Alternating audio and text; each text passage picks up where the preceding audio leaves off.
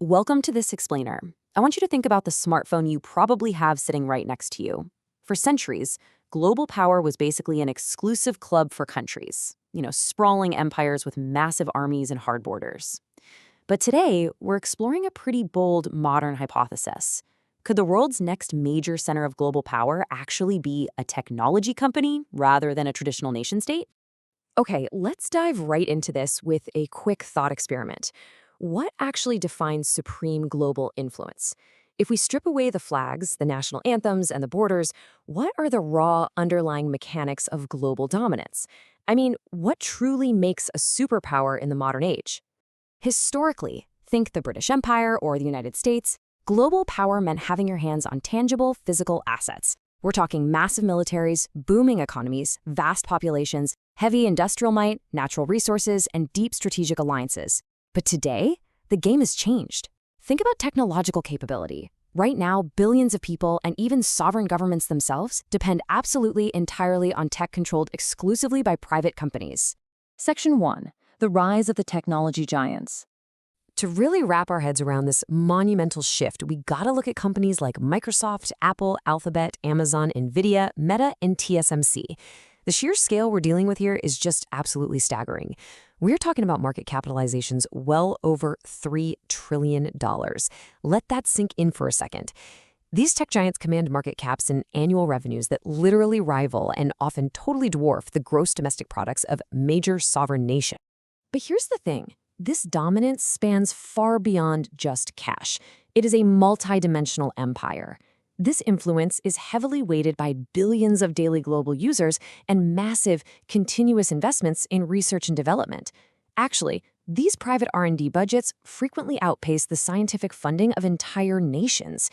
It's wild, but it gives these companies a massive, massive lead in shaping our future. Section 2. The Infrastructure of Influence. Now, we interact constantly with visible technology, right? Search engines, mobile apps, digital payments. But underneath all of that is the invisible infrastructure that makes the whole shebang work.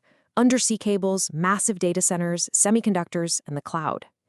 Tech companies don't just make the fun apps you scroll through. They own the literal plumbing of the modern world. And this concentration in critical infrastructure, it grants them unbelievable strategic power.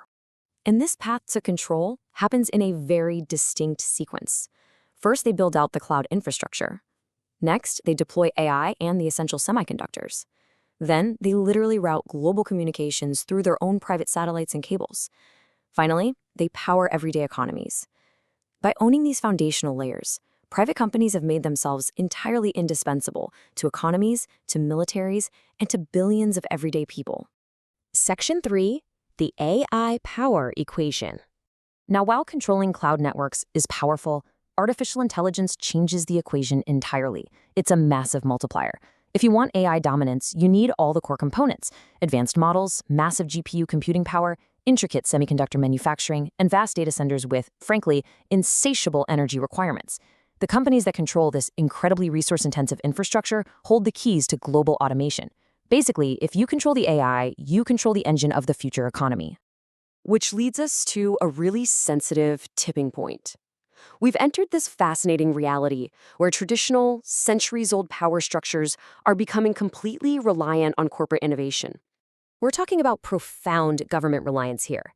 Think about cloud computing for public institutions, satellite communications for both military and civilian use, foundational cybersecurity systems, and cutting-edge defense AI. Governments are actively using and deeply depending on private technology infrastructure for their most secure operations. Why? Simply because they can't build it as fast or as well as the private sector can. Section 4. The clash. The company versus the country.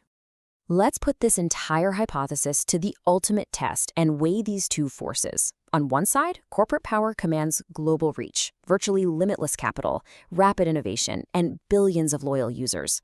But on the flip side, national power commands fundamentally different assets: supreme sovereignty, political legitimacy, taxation, and, crucially, the ultimate monopoly on law enforcement and physical military force.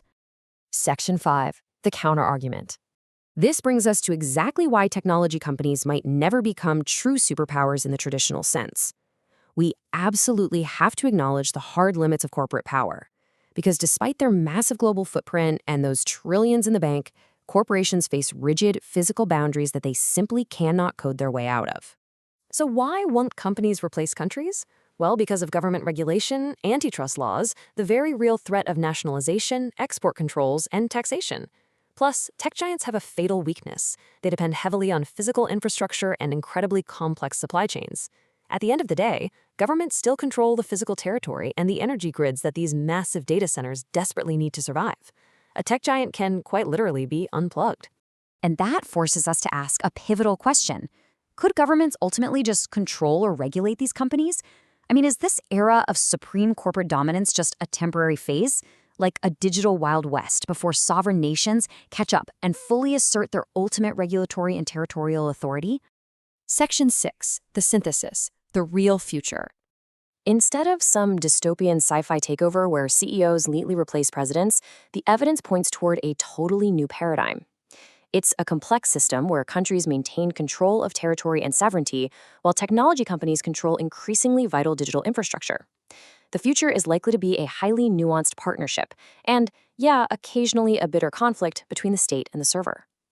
Global power doesn't just disappear, it just shifts form. In the 1800s, it was empires controlling vast physical territories. In the 1900s, it shifted to nation-states driven by industrial capacity. In the 2000s, tech giants rose via the internet. And looking ahead to the future, we are looking at partnerships bridging sovereign territory with global digital infrastructure. Which leaves us with a brand new formula for dominance.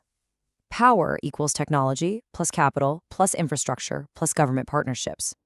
Ultimately, the most powerful entities of the future are going to be those capable of combining advanced technology and vast wealth with deep, symbiotic government alliances. You need all 4 pieces of this puzzle to rule the modern world. Wrapping up this explainer, I want to leave you with a provocative thought to chew on the next time you open an app or save a file to the cloud. The next superpower may not have a flag, it may not have borders, and it may never replace a country. But the most important question of the next century might not be which country becomes the most powerful.